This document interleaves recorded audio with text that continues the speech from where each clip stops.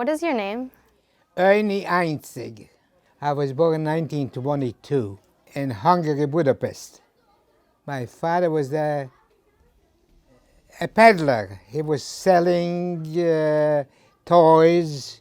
He was selling eating utensils. I had three brothers. I was the youngest.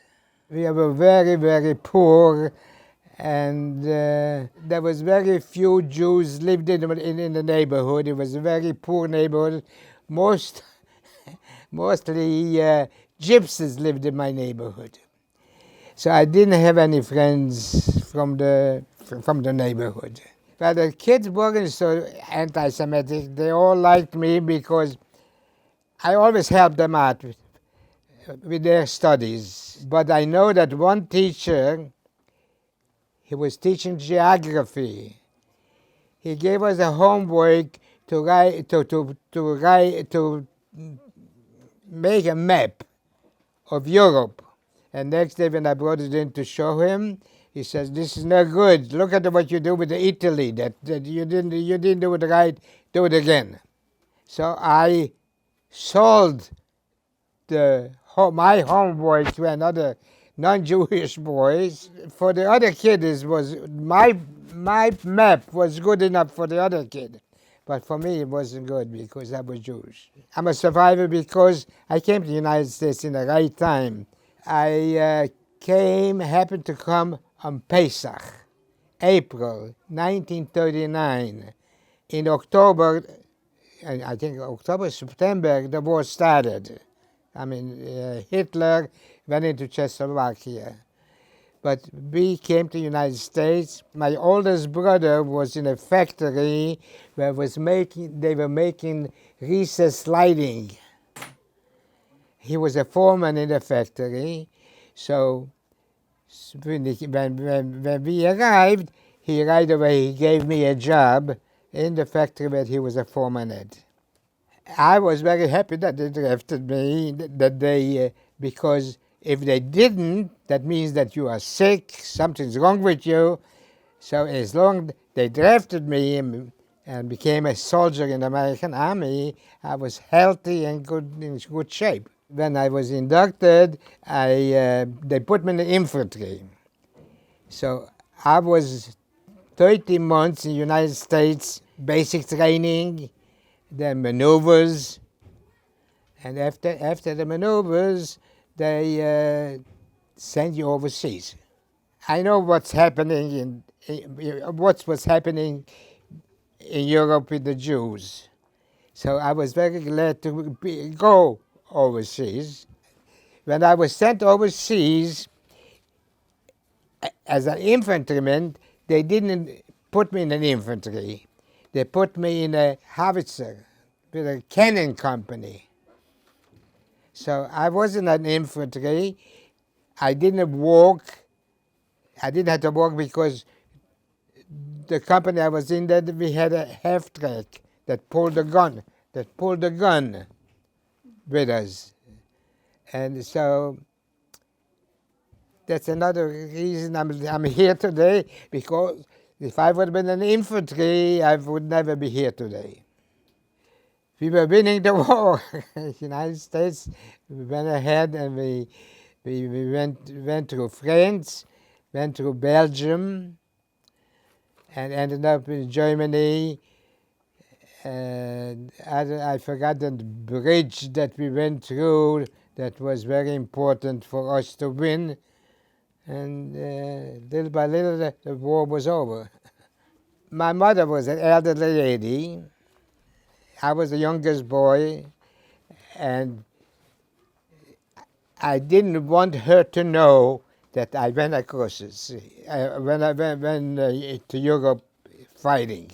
And I spent 18 months in Europe. She didn't know about it. As a soldier, I was glad that I'm doing something to prevent the Nazis win the war. Once our company was attacked, our guns were set up in a valley, and we had the hills behind us, and we were attacked. So what do you do when you're attacked? You run away. We had to leave the guns over there, and we run up to the top of the hill and hide behind trees.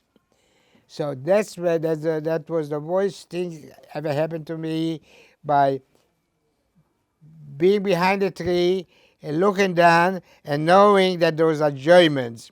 So I said to myself, if I gonna get my gun and start to shoot, there were much more of them than we were. We were just a small company with the 3 guns, howitzers. But we couldn't use the howitzers. We had to run away from it. So we had guns with us. So instead of shooting them, I took off my dog tag. I took off my dog tags. I took it away and was hiding behind the trees till we saw American planes come to help us out with this attack. So when they came, we went back to our guns, attached it to the tracks, and we also took off. So nothing happened to me. One other soldier got killed by the Germans that time, and his name was also Ernie. So when they saw me, he said, "Oh, we thought you were killed." Nobody knew too much about what was happening. They didn't. Nobody knew. Even us soldiers, we didn't know how bad it was. Except I was sent in Dachau, and when we went to Dachau, we saw what happened to the Jews over there. I seen all the piled up dead Jews, piled up with so like you couldn't recognize people. All you see was bones. There was no Jews alive in Dachau when I was there. They were either killed or they was taken away from there. After that, we came home. When I came home, my family was very glad to see me. And what can I tell you? I went back to work. It didn't take me long before I went back to work. I went back. By that time, my brother and 2 of his foremen opened up their own factory, and that's where I was working.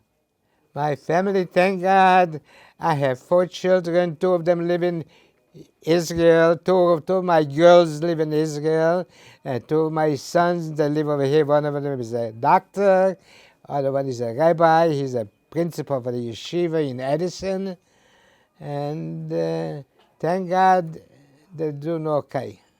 Yesterday I went to a bas mitzvah of one of my great-grandchild, and I saw some of my new great-grandchildren that I haven't seen since they were born, because they're only 1 month old. I would very much like to go back to Israel to see all my grandchildren.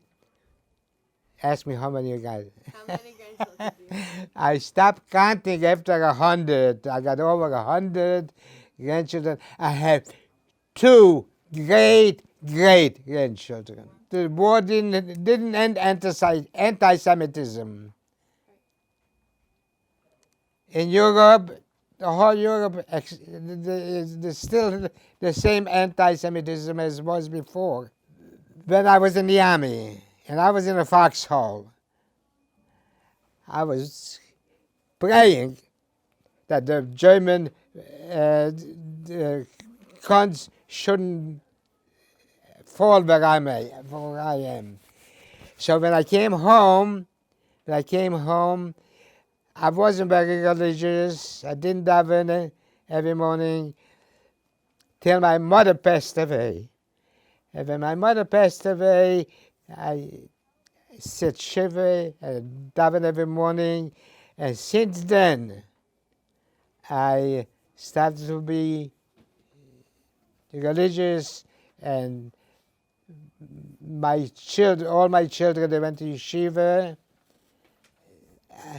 I, I, I believe there is Hashem, and only Hashem could help us. I didn't wait like I was afraid to tell the story. Wherever I went through, whoever I talked to, I was telling them what was happening. Some people didn't want to say nothing to their children. My children knew what was happening. Don't start any war. No more wars. Try to have peace instead of wars.